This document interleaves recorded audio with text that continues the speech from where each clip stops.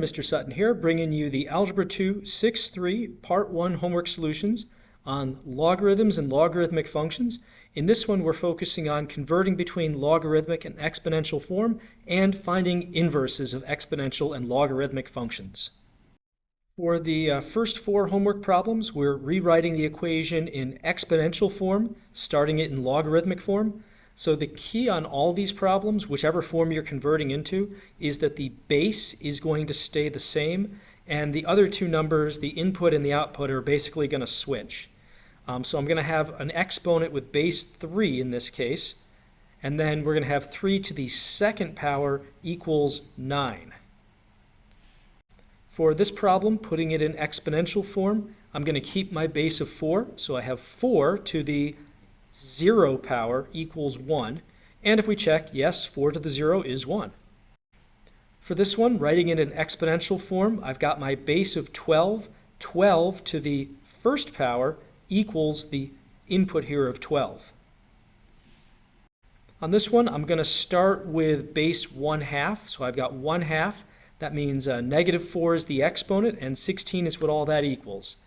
And if you just double check it, if I raise 1/2 to the negative 4th power, the negative gives me a 2, and that would be 2 to the positive 4th, which is 16. To write this expression in logarithmic form, I'm going to keep my base of 5, so that's going to be the log base. So I'm going to have log base 5 of, and then switch the input and output. So log base 5 of 25 equals 2. To put this expression in log form, let me keep my base of 12.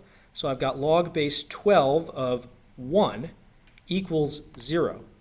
And in fact, log base anything of 1 is going to be 0 because anything to the 0 is 1. Put this in logarithmic form, I'm going to keep my base of 16. So I have log base 16 of 1/16 equals negative 1. To put this in log form, let me keep my base of 125. So log base 125 of 25 equals 2/3.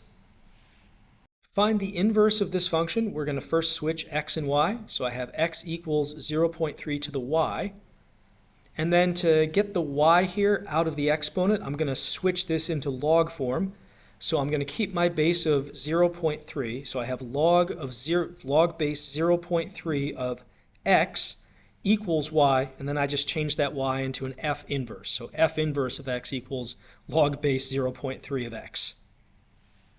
To get the inverse of this expression, let's start by switching x and y.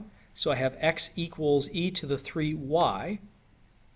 Now in order to get y by itself, I first have to get this whole 3y expression out of the exponent. And I can do that by converting this into logarithmic form. So I'm going to keep my base of e.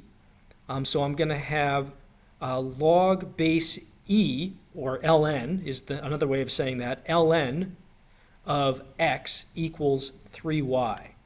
So that pops the 3y out of the exponent, switching it into that form. And then to get y by itself, I can just divide by 3. So I see that f inverse of x equals ln of x over 3, or 1/3 ln of x. To find the inverse of this function, let's first switch x and y. So we have x equals 5 to the y minus 9. And to get y by itself, first I want to get this exponential term by itself.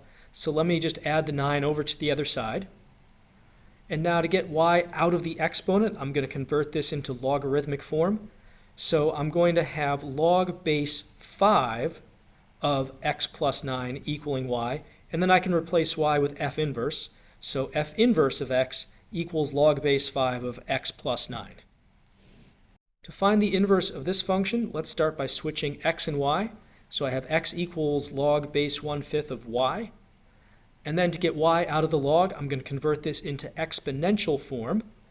So I keep the base of 1/5. I have 1/5 to the x power equaling y, or you could call that y f inverse. So 1/5 to the x. The inverse of this function, let me start by switching x and y. So we have x equals ln of 2y. Now to get y by itself, I have to first get this 2y out of the ln.